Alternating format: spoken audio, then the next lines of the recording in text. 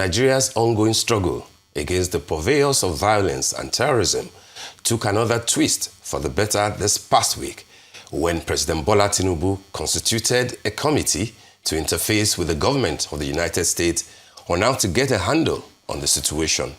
But the assault against the people of Nigeria by the terrorists is continuing apace, what with more reported accounts of abductions and kidnappings all over the country, including in Abuja, the Federal Capital Territory.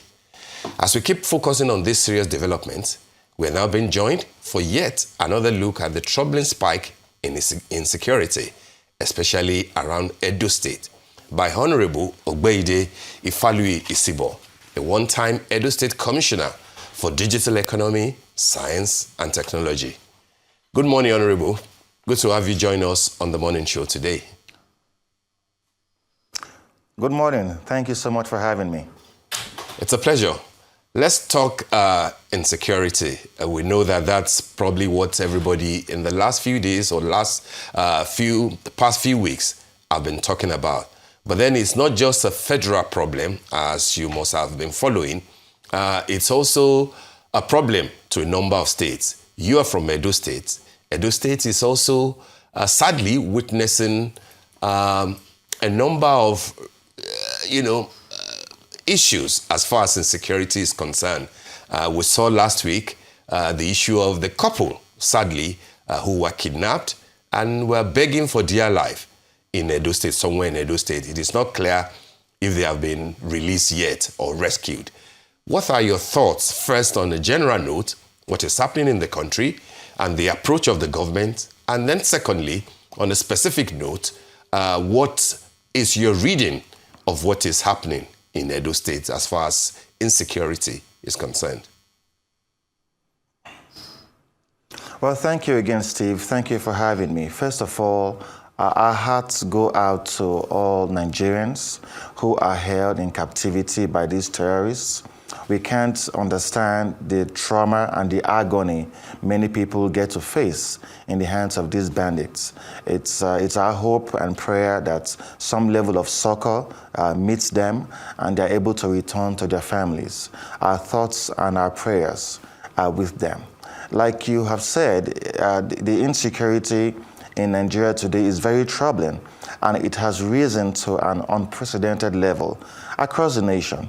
And fairly enough, we can see that there's some effort by the federal government in trying to assuage the worries of the Nigerian people and also trying to tackle these menace. We're seeing committees being set up. We're seeing the president meet with heads of security agencies, and to an extent, we've seen some efforts being made.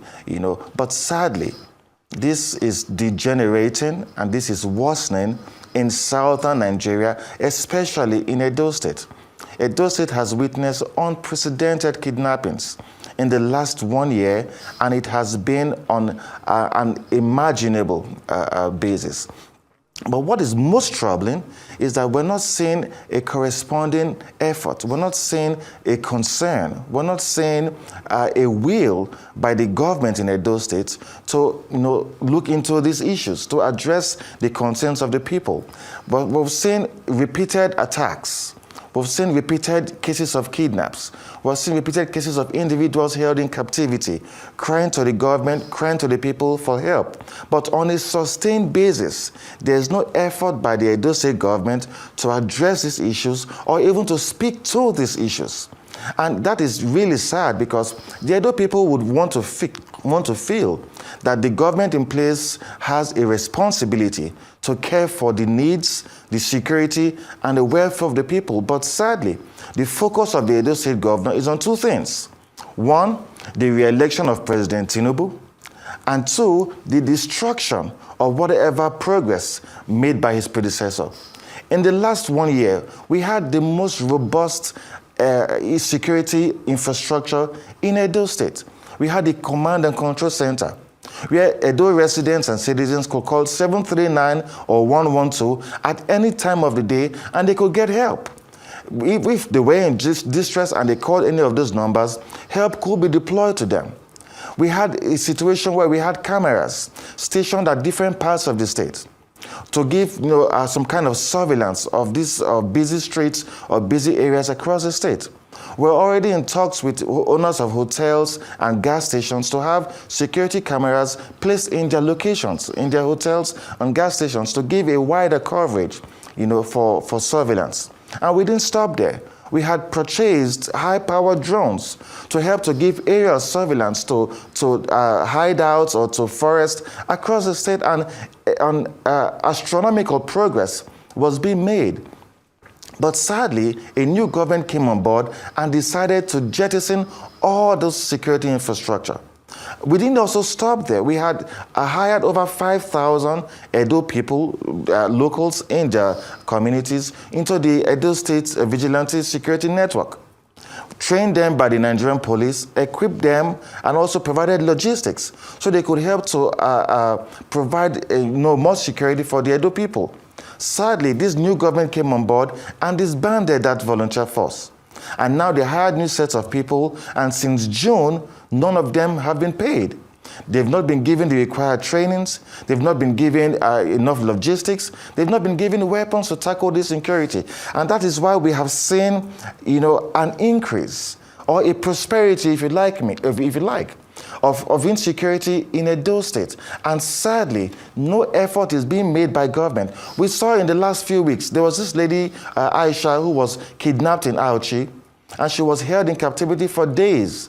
Our dear friend, who has been doing so well to help us release kidnappers and help check insecurity, Harrison Gwaminishu, reached out to the Edo State government for support. There was no response. He was totally ignored. Somehow they found a way and they rescued the young lady. 2 days ago, a couple was kidnapped in Aviele near Auchi.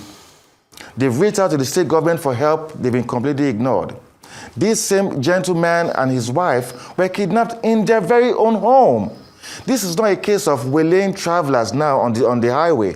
This is a case of kidnappers going to people's homes, going on the streets of Edo State to take people from their homes and take them into hiding, demanding ransom. We have not seen this kind of resplendent insecurity in the last 10 years in Edo State. Gold sellers have become an endangered species in Edo State today. Robbers go on the streets of Benin, harassing people and killing people. And there's not any efforts by the state government to address this matter. You imagine this couple who were in their own home. They were attacked and they've been kidnapped now, and the kidnappers are asking for 50 million naira to release them. We have not heard any response from the Edo State government in any of these cases. And one wonders that the spectrum of incompetence of the Edo State governor is unfiltered, unadulterated. It's resplendent. We have never seen any of such in Edo State before.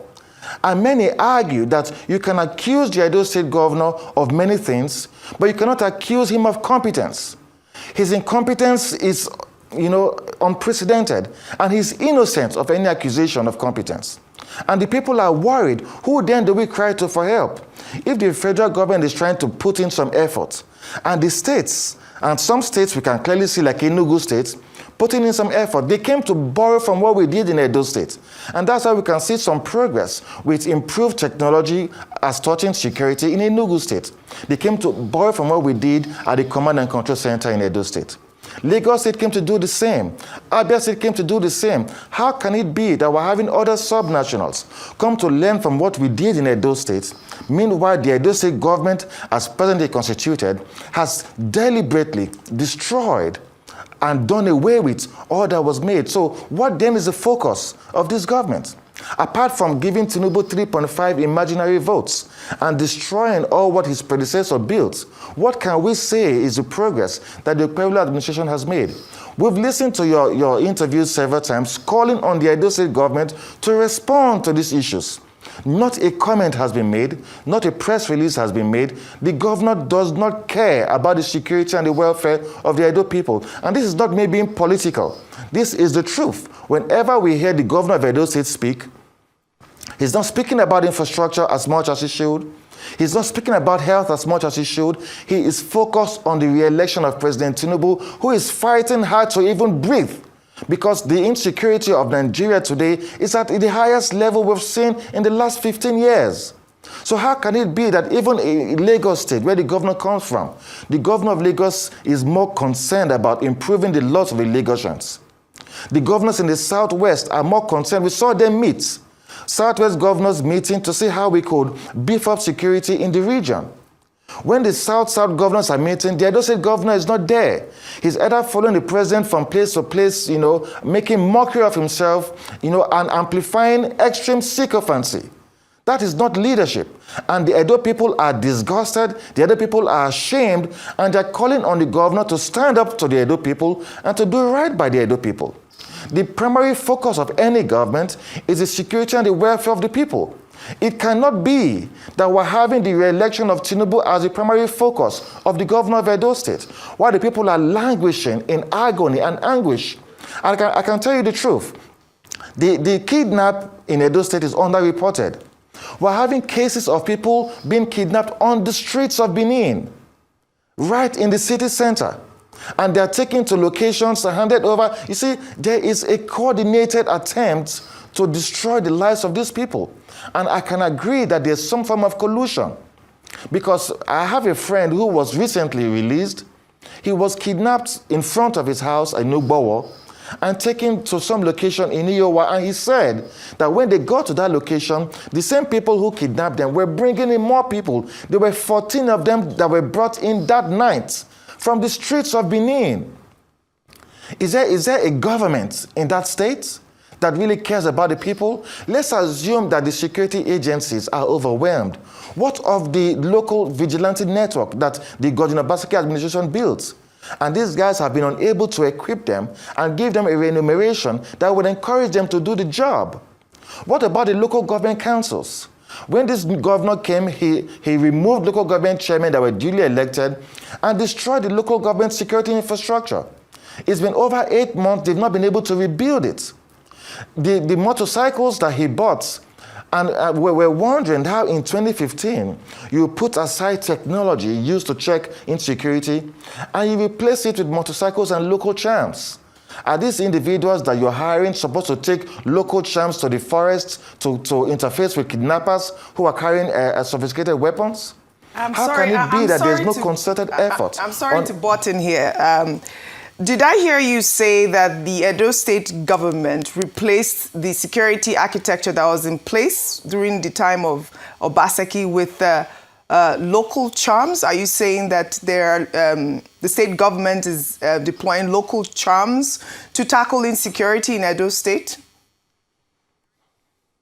Well, Audrey, the truth is that the Solomon Arase Command and Control Center, built and equipped by Godwin Obaseki, has been totally disbanded. All the staff that were trained to receive emergency calls 739-112 have been redeployed to different ministries. There's nothing going on there today. All the equipment that were bought, all the drones that were bought are lying waste. What this Edo State government has done is to not only to destroy what they met on ground, but to do absolutely nothing about it. And yes, motorcycles were purchased. First of all, the governor bought about 50 Hiluxes, and he told the Edo people that they were going to deploy these security vehicles across the state to help to improve logistics for the security. But we investigated, and only 18 of the 50 Hiluxes were given to the Edo State Police Command. And the citizens are asking, where are the others? Then not long after that, the governor bought several motorcycles. Many of them were given to political aides. And the few that were given to this vigilante were just given to them, on what ground then?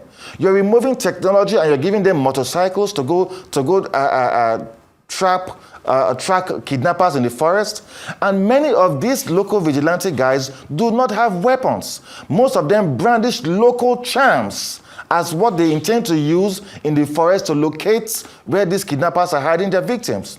How can we put aside drones, security, sophisticated drones, and now we're depending on local charms to know where the kidnappers are housing their victims? It's a high level of foolishness, if you ask me. And we would like to call on the Edo State government and those who are perpetrating themselves as government in Edo State to rise up to the occasion. We cannot ignore 2016 and the focus will be on 2017 for an election. Are there no human beings who are going to be the ones to vote? If insecurity persists and it's getting to a level where people can no longer move past 7 o'clock, who are those that are going to vote for your Tinubu in 2027? How can it be that governance can be so reduced, can be so dragged to this level of mediocrity? All right. And like I said before, Governor Monday Okpebholo can be accused of many things, but he cannot be accused of being competent. He's completely innocent of that. All right. So, you know, as someone who served in the Edo State government, some will say that you're speaking politically because, you know, the Edo State government, they even have released statements saying that they are tackling insecurity in the country. They, you know, like you have alluded to, they've provided vehicles, motorcycles, and of course also some sort of control command center to tackle insecurity in the state. But, you know, of course it will still fester, as we have seen in several states across the country. But what do you think has changed? Now, your assessment of the coordination between the Edo State government and the federal security agencies in tackling this crisis is quite apt, because I have reached out severally to the Edo State government as well as, you know, the Edo State Police Command, particularly with this recent issue about Aisha and also these this couple that was arrested last week. They were demanding, I believe it's 70 million naira. And I also spoke with Harrison Gwaminishu, who's been in the center of these abductions, rescue efforts. He's been doing so well. And he did tell me that he was not able to, you know, speak with the Edo State Police Command to get some sort of collaboration. Why do you think that there is this breakdown in communication? I mean, is it a lack of operational synergy that they have? And what do you think can be done? I mean, you have been in government before, and you also have, you know, your digital background. What do you think can be done to really tackle and have that conversation started?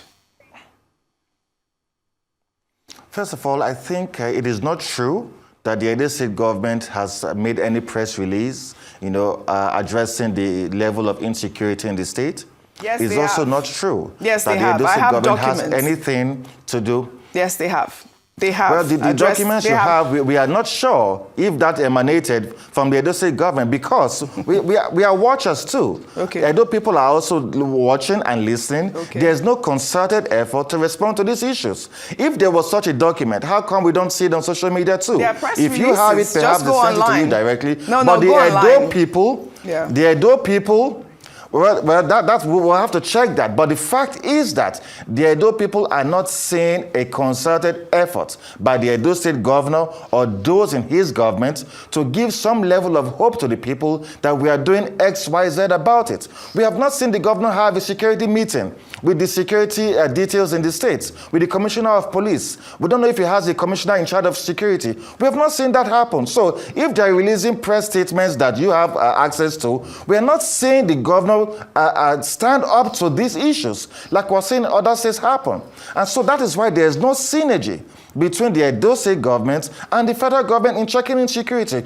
How is it that states, neighboring states, Delta states, Ondo states, Kogi states, we're not seeing this level of increased insecurity in these states? These are our neighboring states. You know, so why is it that it is centered, as it were, around Edo State, and there's no reliable and sustained and continued attempt to address it?